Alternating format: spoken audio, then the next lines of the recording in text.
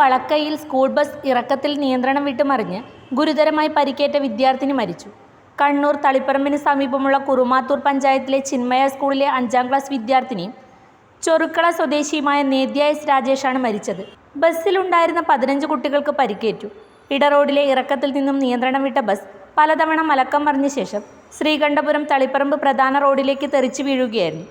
അപകടത്തിൽ ബസ്സിൽ നിന്നും നേദ്യ തെറിച്ചു പോകുകയും ബസ്സിനടിയിൽ പെടുകയുമായിരുന്നു. ബസ് ഉയർത്തിയ ശേഷം കുട്ടിയെ ആശുപത്രിയിൽ എത്തിച്ചുവെങ്കിലും രക്ഷിക്കാനായില്ല.